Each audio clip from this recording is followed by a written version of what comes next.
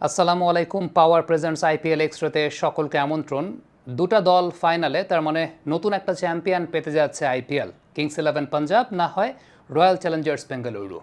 শ্রেয়াস আইয়ার বর্তমান সময়ে সাদা বলের ক্রিকেটের সেরা ব্যাটার কিনা সে ব্যাপার নিয়ে একটা বিতর্ক, তর্ক, কনভারসেশন হতেই পারে। বিশেষ করে গত চ্যাম্পিয়ন্স ট্রফিতে যেভাবে পারফর্ম করেছেন 50 ওভার্স ফরম্যাটে, মিডল অর্ডারের ওই জায়গাটা একটা স্টেবিলিটি প্রদান করেছেন।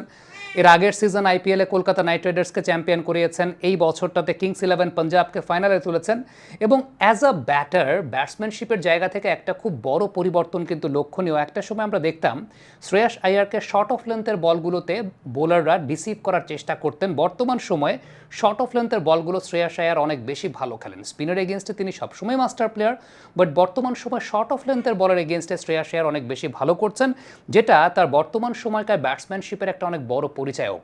কীভাবে শর্ট অফ লেন্থের বলে শ্রেয়াস আইয়ার ভালো করছেন তার পেছনে তার ব্যাটিং বায়োমেকানিক্স কিংবা তার ব্যাটিংয়ের একটা দৃশ্যমান পরিবর্তন কিন্তু লক্ষণীয়। আমরা গত আইপিএল সিজনের সঙ্গে এবারের আইপিএল সিজনে তার ব্যাটিংয়ের সেট আপের যদি একটা পার্থক্য আপনাদেরকে দেখায়, খেয়াল করে দেখেন গত সিজনের সময় তিনি ব্যাটিং করতে দাঁড়াতেন কিভাবে। তার ব্যাকলিফটটা নিচের দিকে, বোলার যে সময়টায় গ্যাদার পজিশনের ঠিক ইমিডিয়েট আগের পজিশনটায় তার ব্যাকলিফটটা নিচের দিকে এবং একটু লো ডাউন অবস্থায় তিনি ব্যাটিং করছেন।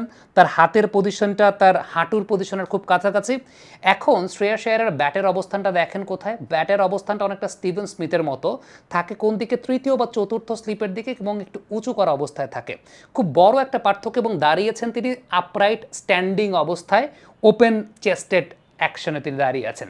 সো এই জায়গাটা, এই সেট আপটা তাকে একটা অনেক বড় পরিবর্তন তার ক্ষেত্রে কাজ করেছে। আবারও বলি, এটা যে সব ব্যাটারের ক্ষেত্রে কাজ করবে ব্যাপারটা সেরকম না।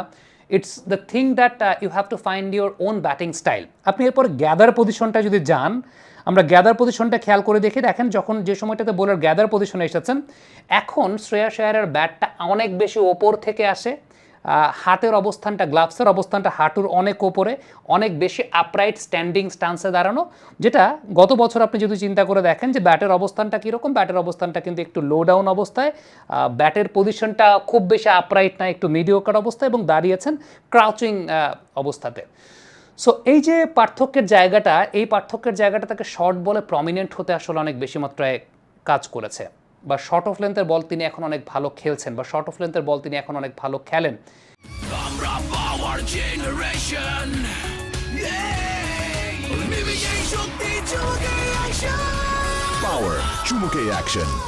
খুব সম্ভবত আমার কাছে মনে হচ্ছে এই স্টান্সে দাঁড়ানোতে শ্রেয়াস আইয়ারের সুবিধা যেটা হয়েছে, টাইমটা মিনিমাইজ করতে পারছেন অনেক ভালো মতো টাইম মিনিমাইজ করে তারপর তিনি খেলতে পারছেন। দেখেন গত সিজনে শ্রেয়াস আইয়ার কিন্তু আইপিএলে তিনি তার দলকে জিতিয়েছেন, তিনি ফর্মেই ছিলেন, তার ব্যাটিংও ভালো ছিল, বাট তারপরও বেস্ট পসিবল টেকনিকটা নিজের জন্য খুঁজে বের করা, ফরম্যাট ওয়াইজ বেস্ট পসিবল টেকনিকে ব্যাটিং করা, এটাই একজন ব্যাটসম্যানের ইন্ডিভিজুয়াল কাজের বৈশিষ্ট্যের জায়গা, যেটা সত্যিকারের অর্থে আমরা আমাদের ব্যাটসম্যানদের মাঝ থেকে অনেক কম দেখি। এবং এই যে জায়গাটা, যে নিজের ব্যাটিং নিয়ে কাজ করা, আপনি ক্যারিয়ারের পিক ফর্মে থাকা অবস্থাতেও বা আপনার ফর্মটা বেশ ভালো থাকা অবস্থাতেও আপনি যখন আপনার ব্যাটিংয়ের ফাইন টিউনিং একটা স্টেজে থাকার পরেও আপনি আপনার ব্যাটিংয়ের ফাইন টিউনিং করছেন, দিস ইজ দ্য থিং। এটাই আসলে ব্যাটসম্যানশিপের সবচেয়ে বড় পরিচায়ক।